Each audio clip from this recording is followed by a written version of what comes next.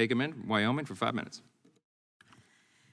Thank you. Mr. Sauer, you and your colleagues have truly provided a great service to this nation by exposing what we can rightfully describe as the surveillance industrial complex, the censorship industrial complex, the corruption industrial complex.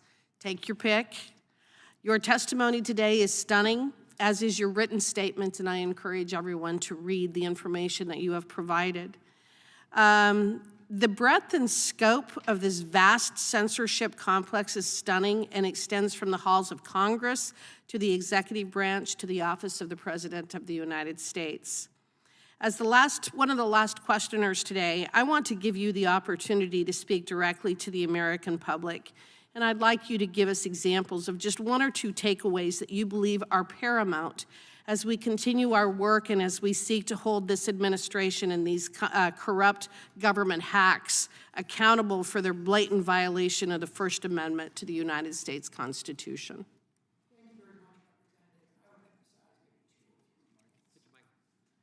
I would emphasize maybe 2 or 3 points. First, federal censorship activities are not in retreat. They are expanding. Federal executive officials are expanding the topics on which they seek censorship. It's expanding to more and more agencies, and it's expanding to any social media platform they can reach to.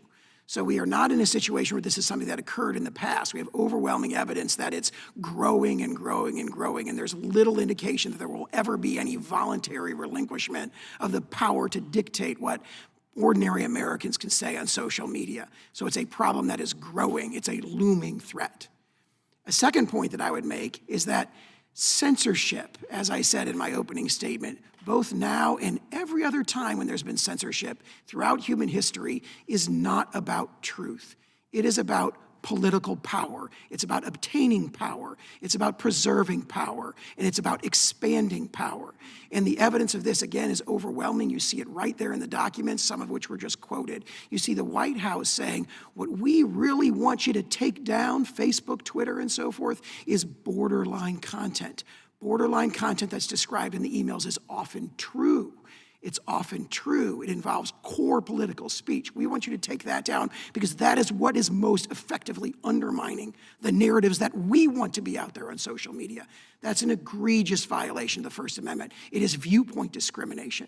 I would also point out that many of the comments that have been made on the other side today have said we can't let there be misinformation on social media because a tiny minority of the 100 million people who might see it might take it and do something bad. You might call that the minority report approach to the First Amendment. It's absolute poppycock. It turns the First Amendment absolutely on its head. The promise of the First Amendment is that no official, high or petty, will be able to dictate what Americans do. Americans can make their own opinions. They are adults. They can read the evidence. They can form their own factual opinions and their own opinions. And that is the core and the heartland of the First Amendment, which we see radically perverted in the communications between the White House and virtually every other federal agency that's discussed in my extensive written testimony. I would also emphasize censorship does not make Americans safer. It does not make them healthier, and it does not protect our democracy. Censorship is what kills, not freedom. Freedom is what preserves our liberty. Freedom is what makes us safe and healthy as a society. So this notion that we've got to have censorship because it's going to be a threat to our democracy, what could be more anti-democratic than federal censorship dictating what ordinary Americans can say on social media?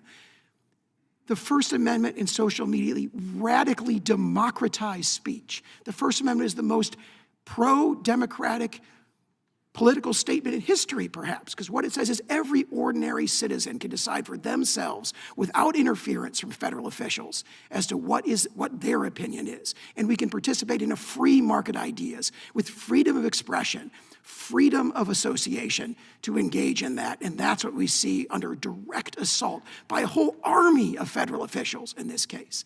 And finally, I would emphasize that this should not be a partisan issue.